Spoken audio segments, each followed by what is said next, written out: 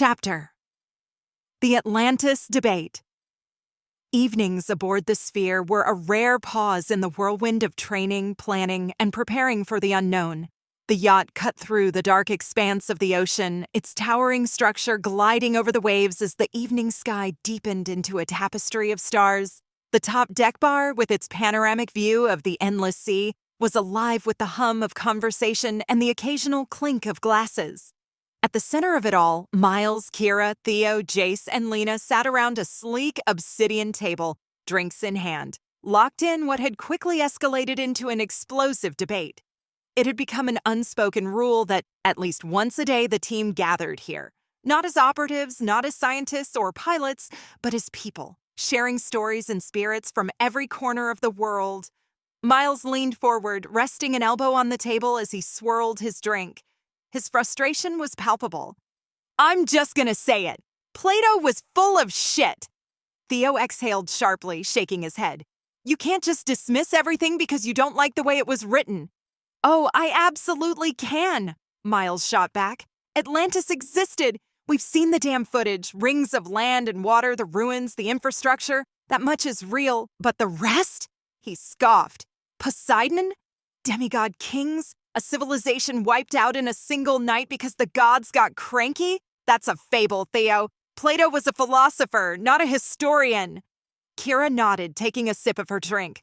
"For once, I agree with Miles. The guy wasn't chronicling history, he was making a political point. Atlantis was his version of a cautionary tale, an exaggerated fall-from-grace story. Same old Greek moralizing about power and corruption." Theo set his glass down, visibly irritated. "You're both looking at this through modern lenses. Plato wasn't writing some children's bedtime story. He got his account from Egyptian records, historical sources. The idea of Atlantis being founded by Poseidon might be mythical, but the civilization itself was real." "Then why the divine origin crap?" Lena interjected, raising an eyebrow. "Why not just say Atlantis was a powerful kingdom, they got greedy, they collapsed, and be done with it?" Theo leaned back, arms crossed. Because the divine elements weren't just for flair, they meant something. The idea that Atlantis was a kingdom founded by Poseidon with demigod rulers wasn't about actual gods. It was about divine right, legitimacy. The 10 kings weren't just powerful, they were supposedly chosen. Jace, who had been sipping his drink with amusement, finally chimed in. "Oh yeah, totally believable. Poseidon, with his army of sea serpents, mermaid wives, and a golden chariot, decides to build Atlantis because apparently ruling the entire ocean wasn't enough. What's next? Hades opening a beachfront casino?" Kira leaned forward, swirling her drink, eyes locked on Miles. "You act like Plato pulled Atlantis out of thin air, but he knew it existed. He described the city in exact detail, rings of land and water, the layout, the infrastructure. He didn't just dream that up." Miles scoffed. "Oh, come on! He knew because he heard about it? That's not history, that's a game of telephone with extra bullshit added for effect." Kira smirked. "Right, because the Egyptians just happened to be making up the same story too? That's where he got it from. Solon, one of the greatest lawgivers of Athens, traveled to Egypt and learned about Atlantis from priests who claimed they had records going back thousands of years. Solon passed it to his family, and eventually it reached Plato's relative, Critias, who then passed it to Socrates." Theo leaned in, intrigued. "So you're saying it was common knowledge among the Egyptians?" "I'm saying it wasn't just some bedtime story Plato cooked up for fun." Kira shot back. He got the city details from sources that actually knew about it. What he added after that, Poseidon choosing kings, godly punishments, all that divine destiny crap, that's where the myth begins. Miles exhaled, shaking his head. "And that's exactly why I don't buy it. He takes a real place, then layers it with supernatural nonsense. Gods picking rulers, bull sacrifices, Atlantis getting obliterated overnight because it pissed off the sky. It's the same fairy tale bullshit every ancient civilization used to justify why things happened."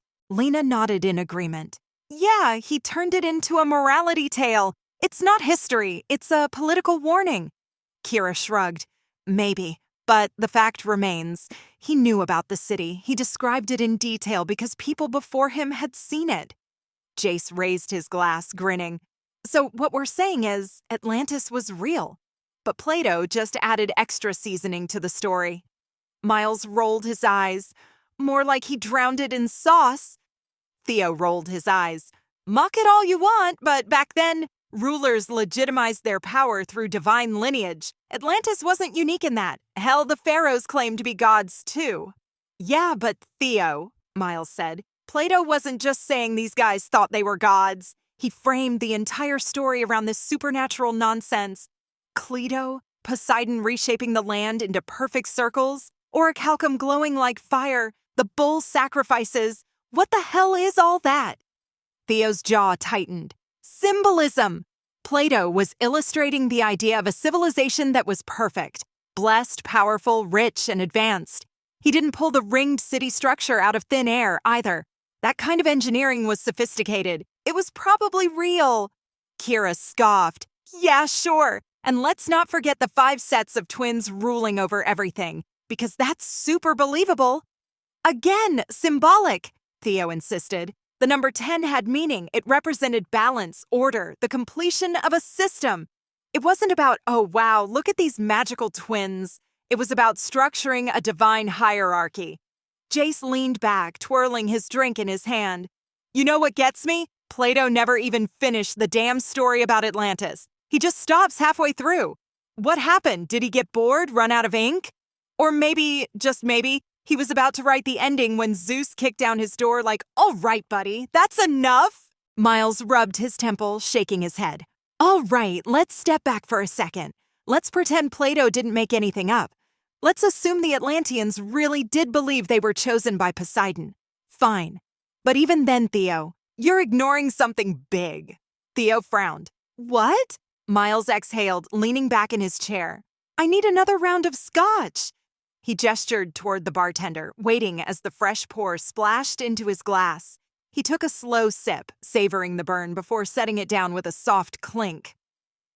Plato wasn't exactly known for being objective. The guy had a habit of twisting stories to fit his own agenda. And let's not forget the other crap he spewed. He leaned in, fingers drumming lightly against the glass. This is the same man who believed in an ideal utopia where philosopher kings should rule over lesser minds. Atlantis wasn't just a story, it was a freaking political statement.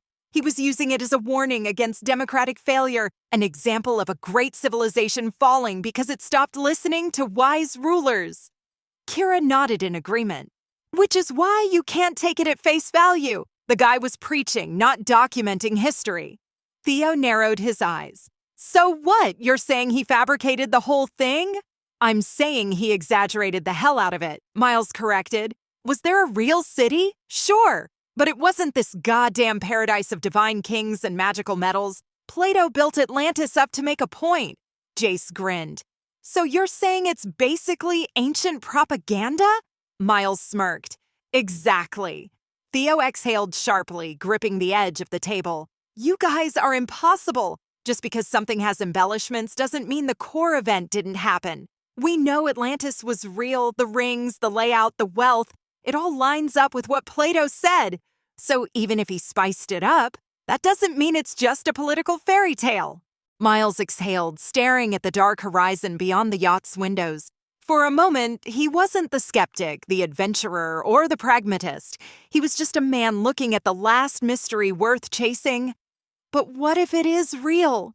Not just the ruins, not just the architecture, but Atlantis itself.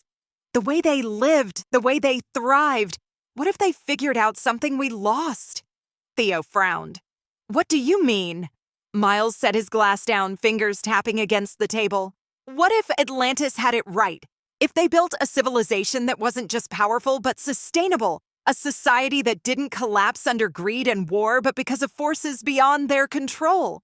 Lena, always the scientist, folded her arms.